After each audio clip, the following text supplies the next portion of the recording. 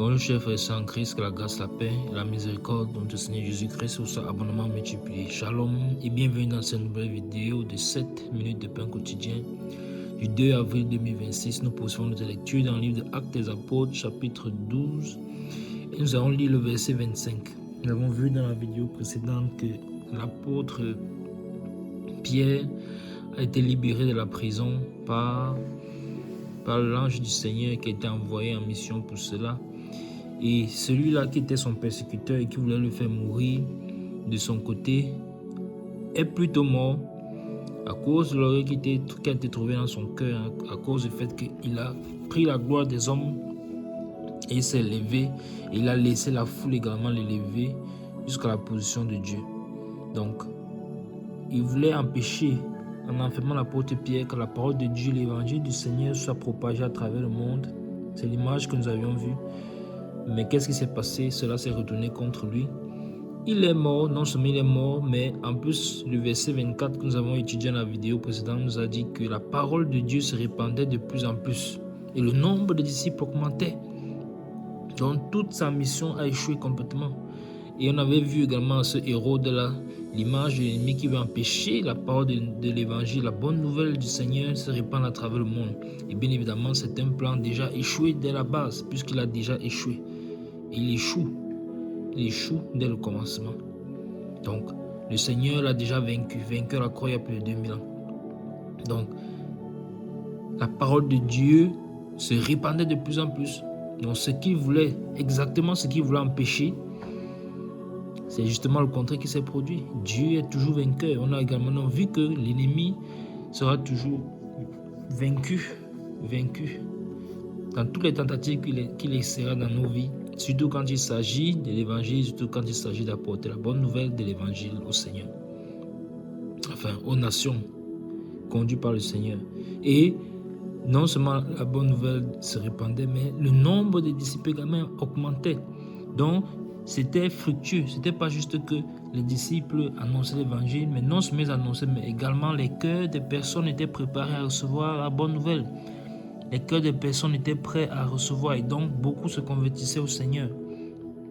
Et c'est donc merveilleux ce que le Seigneur fait, c'est merveilleux ce que le Seigneur fait. Il se glorifie, il s'est glorifié.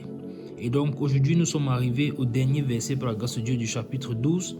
Chapitre qui a mis encore une fois de plus, comme nous sommes arrivés à la fin, l'accent sur la prière de l'Église. Le chapitre nous a mis l'accent sur l'importance de la prière de l'Église. Quand l'Église est réunie et prie ensemble, la puissance qui s'y trouve, la puissance qui s'y cache. C'est suite à la prière que l'Église a élevée que l'apôtre Pierre a été libéré de façon spectaculaire et à une heure tellement tardive qu'eux-mêmes étaient surpris de le voir dans la nuit. Et non seulement il a été délivré, il leur a raconté comment l'ange est venu le faire sortir puisque lui-même pensait avoir une vision. Et cela a permis également donc de fortifier leur foi et de se rendre compte que effectivement la prière fervente du juste est une grande efficacité. Donc, mis ensemble comme ça, le Seigneur opère des miracles, le Seigneur opère parce qu'il voit son peuple réuni d'un seul accord, d'un commun accord, d'une même pensée, d'une même âme, unis dans une même direction pour un sujet précis. Et le Seigneur se glorifie.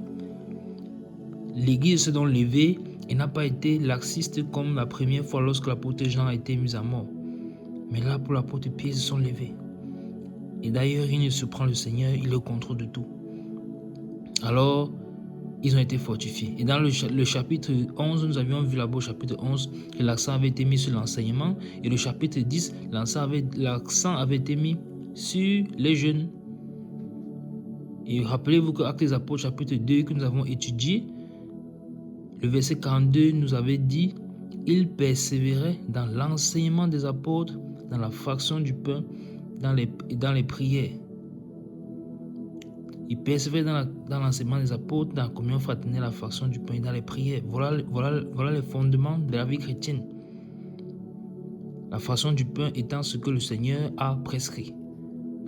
Donc, le chapitre 10 nous a parlé du jeûne, le chapitre 11 nous a parlé de l'enseignement et le chapitre 12 nous a parlé de la prière. Voilà donc ce que nous avons vu. Donc, à la fin donc ici de ce chapitre 12, qu'est-ce que nous voyons? Lisons le verset 25. Barnabas et Saul, après s'être acquittés de leur message, s'en retournaient à Jérusalem, emmenant avec eux Jean surnommé Marc. Amen. Je le relis. Barnabas et Saul, après s'être acquittés de leur message, s'en retournaient à Jérusalem, emmenant avec eux Jean surnommé Marc. Amen. Regardez ce que le Saint-Esprit fait, mes bien-aimés. Donc le Saint-Esprit revient nous parler maintenant de Barnabas et de Saul. En réalité, on comprend que ce chapitre 12, à partir du verset 1 jusqu'au verset 24, c'était en même temps comme une parenthèse. Parce que souvenez-vous qu'au chapitre 11, nous avions lu que Barnabas et Saul avaient été puissamment utilisés par le Seigneur pour faire quoi? Pour enseigner les disciples à Antioche. À Antioche, à cette nouvelle ville qui avait un bon témoignage, qui avait rassemblé des biens après que le prophète Agabus ait prophétisé sur cette famine qui devait arriver, qui est arrivée finalement sous Claude. Alors ils avaient cotisé des biens pour envoyer l'église à Jérusalem, aux anciens à Jérusalem, pour que ceux-ci puissent répartir cela en fonction des besoins de chacun. Et c'était une jeune église. Malgré qu'ils étaient jeunes, l'amour de Dieu était déjà dans leur cœur. Ils avaient compris ce que la foi agit avec les œuvres, se manifestant par l'amour, et ils ont agi en tant que tels. Et c'est d'ailleurs en Antioche, cette jeune église-là, où c'était des anciens païens qui n'étaient même pas des juifs, c'est là-bas qu'on a, pour la première fois, on a appelé les disciples chrétiens. Donc parce qu'on a vu le changement dans leur vie, on a vu le caractère de Christ en eux. Et le Seigneur avait utilisé les apôtres Barnabas et Saul pour leur annoncer les messages, enfin pour les affermir dans la foi pendant 1 an. Ils ont pris 1 an pour leur enseigner les paroles et les fondements de la parole. Et donc, le dernier verset de ce chapitre 12 vient donc nous dire que Barnabas et Saul sont rentrés à Jérusalem. Ils sont rentrés à Jérusalem avec Jean, après s'être acquittés de leur message. Donc, ils avaient comme un message dans leur cœur, ils avaient comme un fardeau dans leur cœur. Dieu leur a mis un fardeau dans leur cœur, un message qu'ils devaient délivrer. Ils devaient délivrer ce message aux chrétiens d'Antioche, et c'est ce qu'ils ont fait. Alors, pendant 1 an, ils ont enseigné jusqu'à ce que le message que le Seigneur leur a donné soit complètement délivré bien et assimilé par les bien-aimés à Antioche. Et une fois qu'ils ont fait cela, ils peuvent maintenant retourner à Jérusalem. Donc, on avait vu que dès le départ, c'est Barnabas qui avait été envoyé par les anciens à Jérusalem pour venir voir ce qui se passait dans cette ville, dans ces contrées de Chypre et d'Antioche.